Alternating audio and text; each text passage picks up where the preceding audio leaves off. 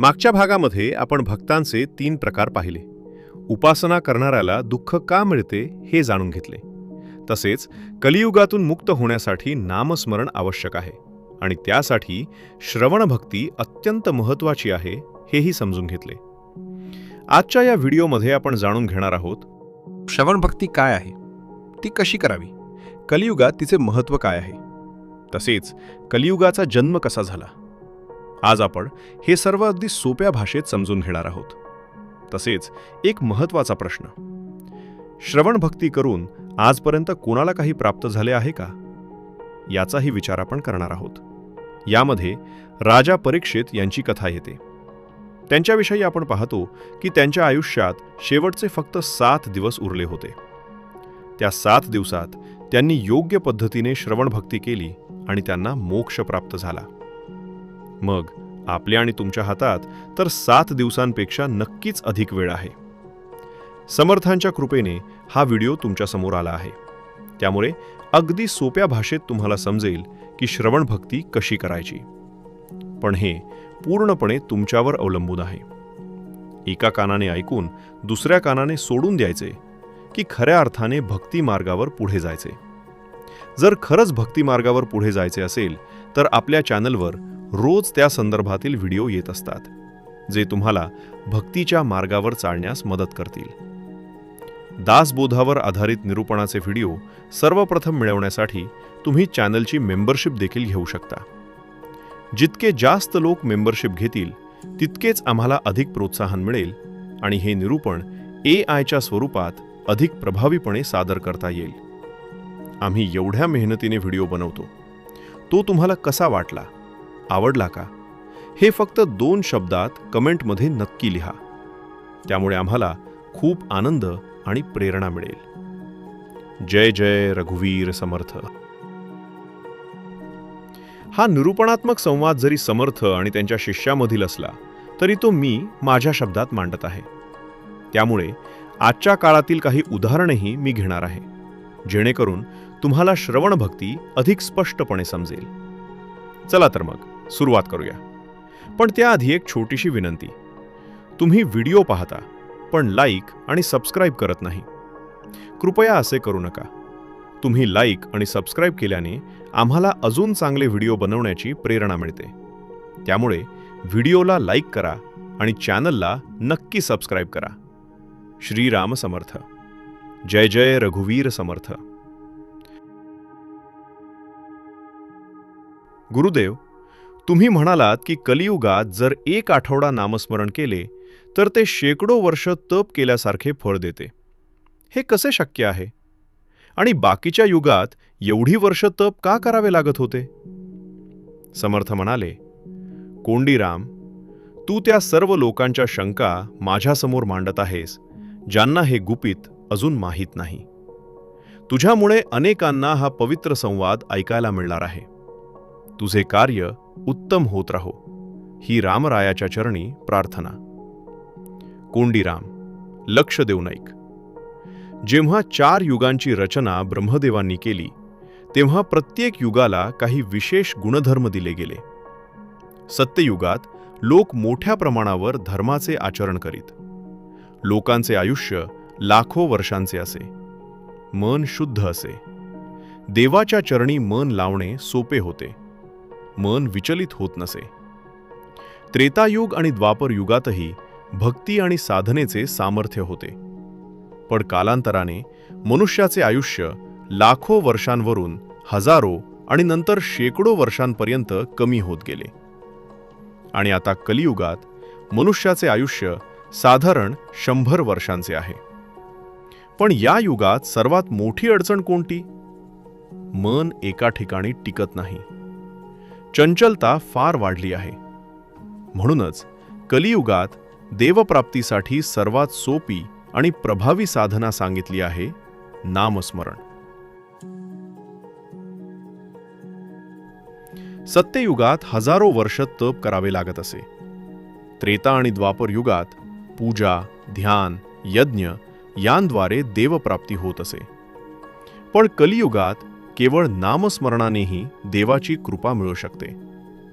आणि त्या नामस्मरणाची सुरुवात होते श्रवण भक्तीतून.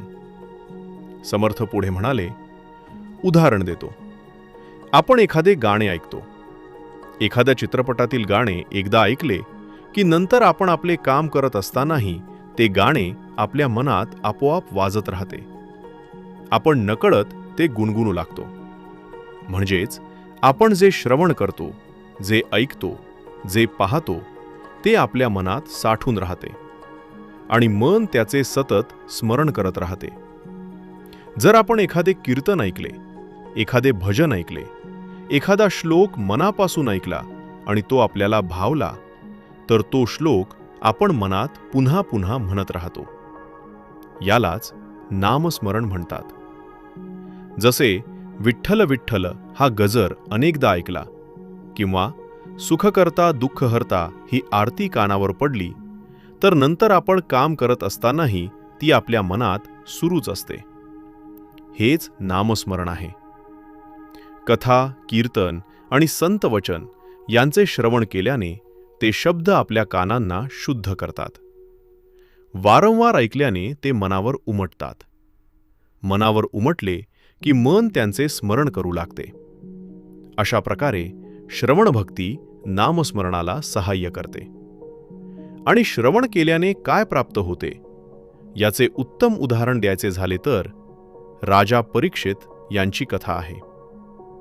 राजा परीक्षितांची कथा. राजा परीक्षित हे अभिमन्यू आणि उत्तरा यांचे पुत्र होते. पांडवांचे ते नातू होते. त्यांचा जन्म अत्यंत अद्भुत रीतीने झाला. महाभारताच्या युद्धानंतर अश्वत्थाम्याने ब्रह्मास्त्र सोडले होते. ते उत्तरेच्या गर्भातील बाळाचा नाश करण्यासाठी होते. त्यावेळी भगवान श्रीकृष्णांनी स्वतः गर्भात प्रवेश करून त्या बाळाचे रक्षण केले. तेच बाळ पुढे राजा परीक्षित झाले.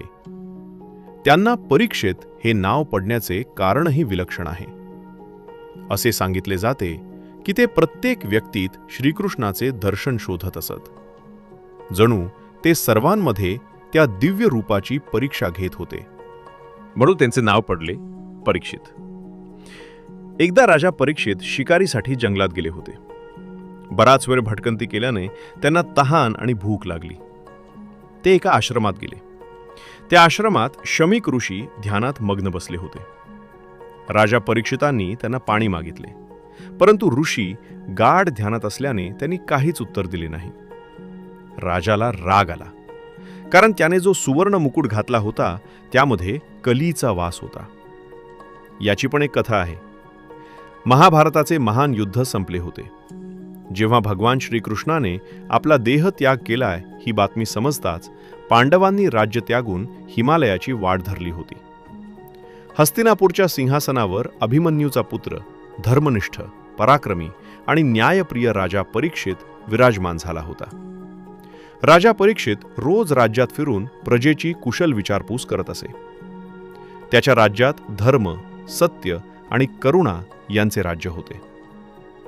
एका दिवशी राजा आपल्या सैन्यासह वनभ्रमंतीसाठी निघाला. दुपारचे ऊन मंद झाले होते. वातावरण शांत होते. पण अचानक त्याच्या कानावर एक करुण आक्रोश आला. राजा घोड्यावरून पुढे सरसावला. त्याने पाहिले, एक काळाकुट्ट, फाटके वस्त्र परिधान केलेला मनुष्य एका गाईला आणि एका बैलाला निर्दयपणे मारत होता. बैलाचे 3 पाय गायब होते. तो फक्त एका पायावर उभा होता. तो बैल म्हणजे धर्म. प्रत्येक युगात धर्माचा एक एक पाय कमी झाला आणि कलियुगात धर्म एका पायावर टिकला आहे. राजाच्या डोळ्यात संताप उसळला. तो घोड्यावरून खाली उतरला. तलवार म्यानातून बाहेर काढली. राजा गर्जला, अरे अधर्मी, तू कोण आहेस? धर्मरूपी बैल आणि पृथ्वीरूपी गायीला का त्रास देतोस?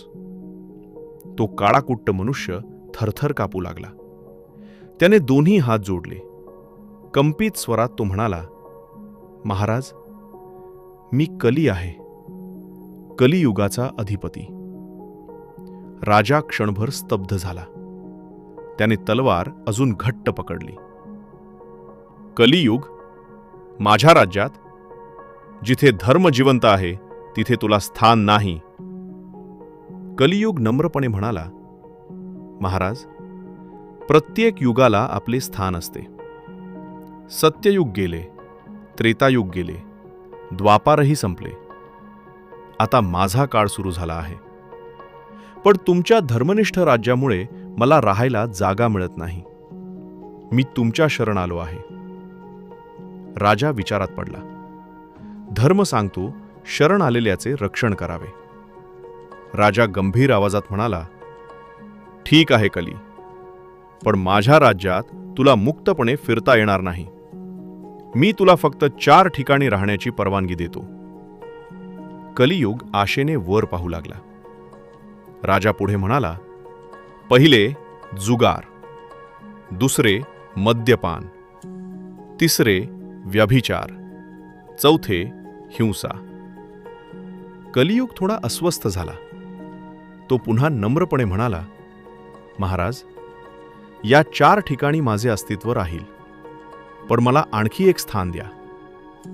राजा कडक नजरेने म्हणाला, आणखी काय हवे तुला?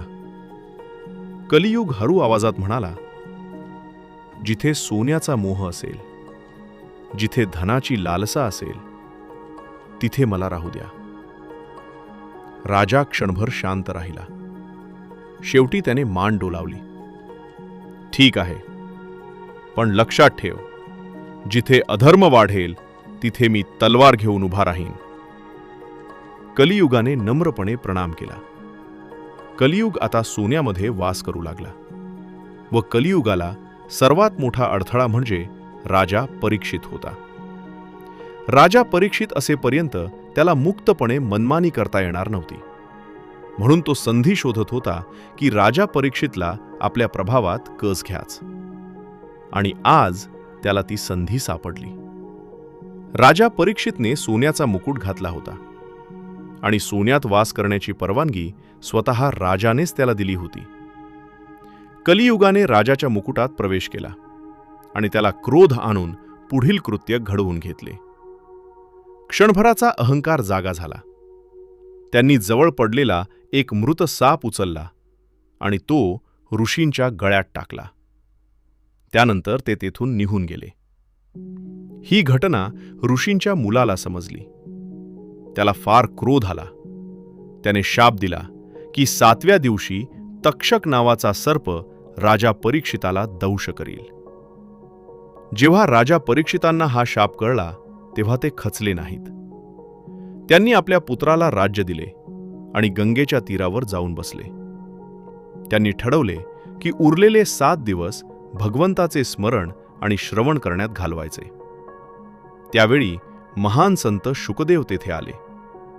राजा परीक्षितांनी त्यांना नम्रपणे विचारले, माझा मृत्यू जवळ आला आहे. अशावेळी मनुष्याने काय करावे, काय ऐकावे, कोणाचे स्मरण करावे? शुकदेवांनी त्यांना 7 दिवस अखंड श्रीमद भागवत सांगितले. त्या कथेत भगवंताच्या लीलांचे वर्णन, भक्तीचे महत्त्व, वैराग्य आणि आत्मज्ञान यांचा सुंदर उपदेश होता. राजा परीक्षित पूर्ण एकाग्रतेने आणि श्रद्धेने ते श्रवण करत राहिले. 7वा दिवस संपला. तक्षक सर्प आला आणि त्याने राजा परीक्षितांना दंश केला. त्यांनी शांतपणे देहत्याग केला. त्यांच्या अंतःकरणात भीती नव्हती. ते भगवंताच्या नामस्मरणात लीन होते. असे सांगितले जाते की श्रीमद भागवताचे श्रद्धेने श्रवण केल्यामुळे त्यांना मोक्षप्राप्ती झाली. ही कथा आपल्याला शिकवते की मृत्यू अटळ आहे.